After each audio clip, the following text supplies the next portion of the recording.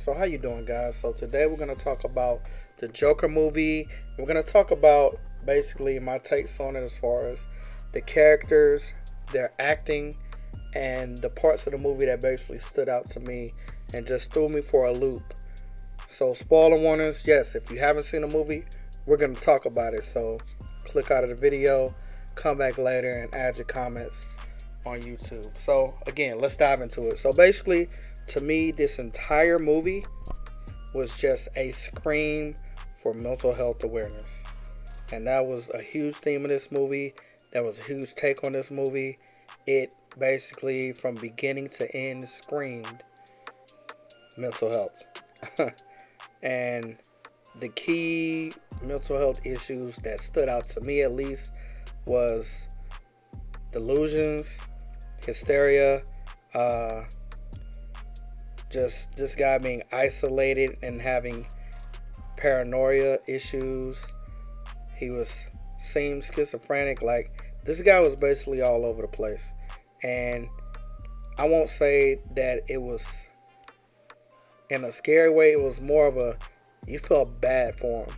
Because the way they wrote this movie, it was as if Joker was the victim from beginning all the way until he accepted his role in society as being an outcast and actually becoming the Joker.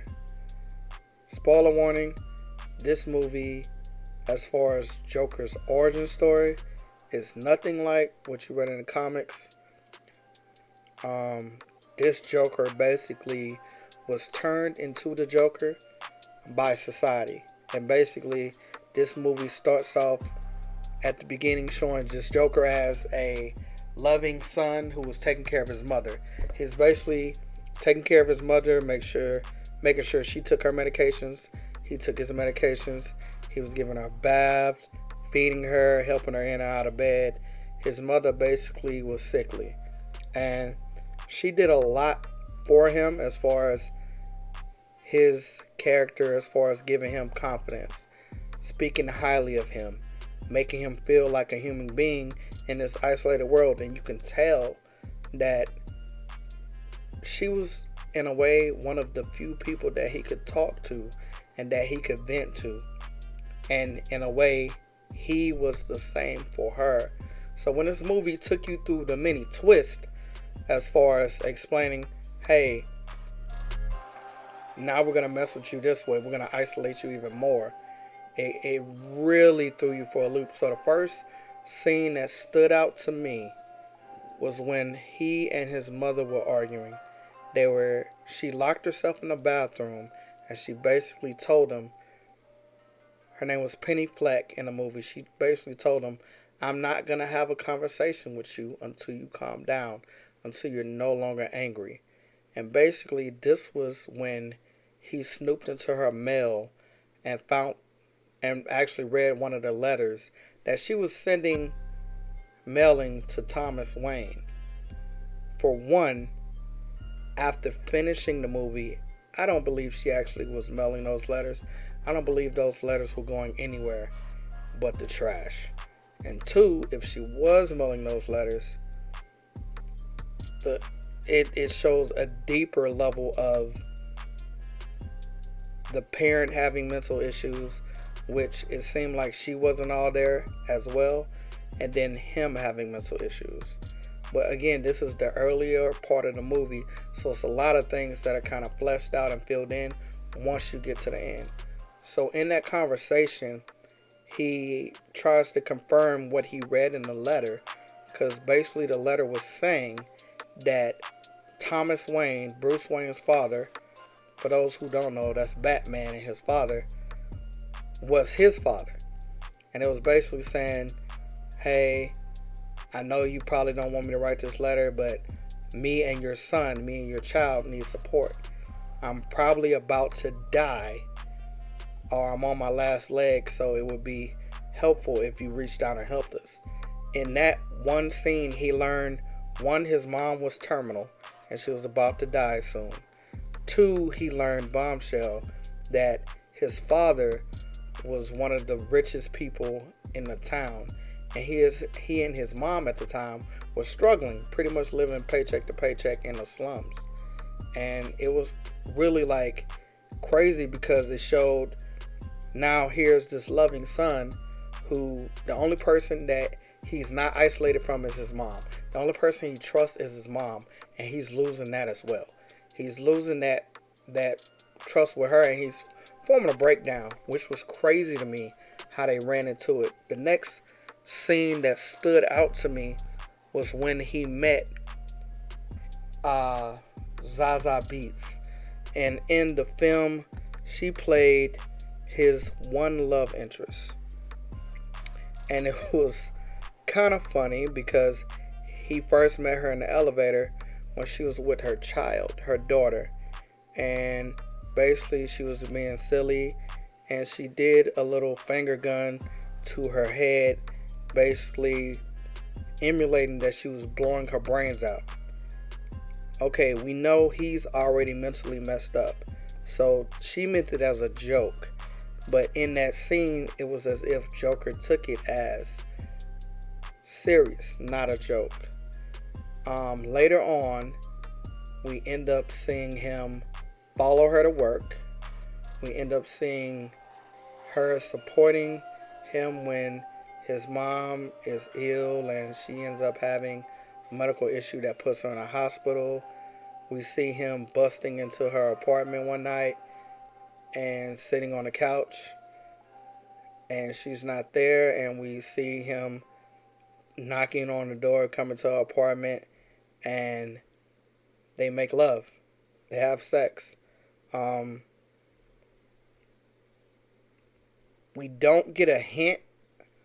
The reason why I like those scenes is because all of those scenes were set up. They were set up scenes to just show you the depths of this dude's mental instability.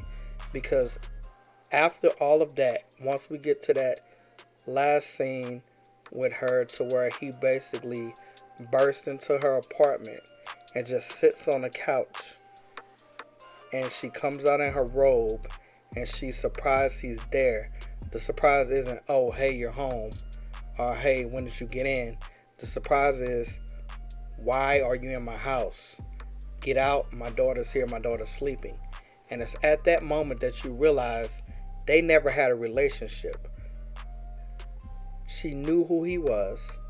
She knew he stayed down the hall. And she came out and acknowledged the fact, hey, I think you're in the wrong apartment. Leave. Please leave. My daughter's sleeping. And she was scared. She was terrified. And she used the kid to try to get out of a bad situation. A lot of things were off screen. A lot of actual murders were off screen to where all you saw was the blood. That was one of the instances in which we don't know if he killed her and the little girl or if he just left the apartment because it was off screen. But I kind of wish in that instance that they fleshed that out more. But again, that's when we found out that all of the interactions between him and her, where she supposedly came to see him at the comedy club when he did his first routine, the instances where they were sitting together in the hospital room with his mom, the instances to where they went out on dates and they were basically being a couple, were fake, and they were all in his head, and they were all basically a figment of his imagination. That was crazy to me because it showed another layer being pulled back, another breakage. Another instance that stood out to me was when he actually confronted Thomas Wayne in the bathroom, and Thomas Wayne told him the truth, that his mother had mental issues. His mother used to abuse him. His mother adopted him, and that he wasn't his dad, and that his mother didn't know who his dad was. And then, of course, the scene goes to him basically trying to confirm that information. The guy basically, Thomas Wayne basically told him that his mother was committed to Arkham Asylum because of her mental issues. He goes there, he ends up stealing her records, and running down the hall into the staircase and reading them. And that's when it's confirmed. And they do the flashback of showing a younger version of his mother. And they end up showing that, yes, she was in a mental institution. Yes, she did have a lot of thoughts and basically beliefs that she was in a relationship with Thomas Wayne. She believed wholeheartedly that her son, Joker, Arthur Fleck, was Thomas Wayne's child. And every time the therapist questioned her on that, every time the therapist let her know, hey, that's not true. You've been known to say these things and have these illusions, but it's not true. She would continue to push that narrative as if it was. And you can't say it's a hereditary thing because, well, he's adopted. So she's not his actual biological mother. But you could say that the trauma that her boyfriend put her and Joker through led to them having these mental episodes to where they would basically zone out and just go into this la la land while they were going through the trauma to just help them escape whatever horrible things they were going to. I know when they read the mama's file, they said that in one of the instances, the child was found by her boyfriend tied up to the radiator. And they were talking about Joker. That was crazy to me. Because you get to see Joker's character really expand in this state, because as he's reading this, he has this very vivid imagination, and he's thinking of his mom in this flashback. He's seeing it. He's seeing her in a mental clinic, in the ward, in the room. He's seeing the therapist basically ask all these questions, to me a form of interrogation, and he's taken back by this, just basically facing another level of breakage. Later on, this guy ends up taking that in, and of course he's been fired from his job. His job was working as a clown for a business that basically rented them out to different clients to perform so they can work at hospitals, birthday parties, you name it. Whatever job they were assigned, they went to do it. When he confronted the guy that set him up with a gun from his job, the guy came to his house. The guy found out that his mom was dead, and he confronts the guy, and he basically stabs the guy and kills him there in his kitchen. The thing that stood out to me that he said to the other guy that came with him, the imp, which was hilarious.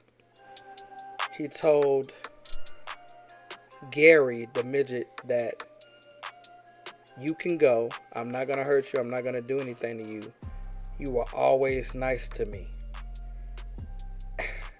And that had me thinking in this mental health aspect, just the mental health climate here in America, period. It's the people in society that are nice, that actually take their time to care, that possibly could make the difference. Like, I get it, this is a movie, but it kind of stood out to me as if in that instance they were trying to send a message. Hey, if you're the nice person, chances are you're gonna get away. Like when this person finally does snap and society basically pushes this person to their breaking point, they may break, but their mind will go back to the fact that, hey, we're going to break on everybody except for this person because they were actually nice to me. They actually took the time to care. And that stood out to me. He didn't kill Gary. He let Gary go. But that was hilarious because Gary was terrified. Gary tried to leave his apartment. And keep in mind, Gary's a midget. So he had the door locked and he had the top latch on. Gary couldn't reach it. So as he's sitting on the floor with the guy that he just killed, and blood all over the floor, blood all over him. He stands up, laughs, unlocks the latch, and lets Gary out. And Gary has to walk past him, knowing that he just murdered Gary's friend. He has to walk past him, terrified out of his mind, and get out of that apartment because he didn't want to be next. The acting in that scene was hilarious. Overall, I give this movie a 4 out of 5. I can't give it a 5 out of 5 because I think they could have fleshed out more instead of off-screening so many different things. I give it a 4 out of 5 because at the end when they wrapped it up and the Joker actually accepted his character, he accepted the fact that, hey, this is who I am, and there's a part of society that does like a madman that's willing to stand up and fight back against the elitists in society that look down on us or look down on me. That's my avenue. That's my approach. That's my lane, and that's what I'm going to take. And once he took hold of that and just flew, it was a great movie. It was still creepy how they wrapped everything up and basically let you know that a large part of the beginning of this movie could have all been in his head, and it was just him thinking it and it not being a real thing. I still like the fact that the movie did that, and they did a great job with it. That's my take on it. Please leave your comments below. Tell everybody, if you haven't seen it, go watch the movie. It's a worthwhile look. Just be open-minded. It's nothing like the previous Jokers, but it will send you on a ride. It will take you on a ride of just mental awareness and just mental craziness from the beginning all the way to the end. So again, this is my review on Joker. Thank you guys for listening. Thank you for your time. Come back for more movie reviews. We're going to work on music, and we're going to work on adding more anime and manga content to the channel. Jonathan out.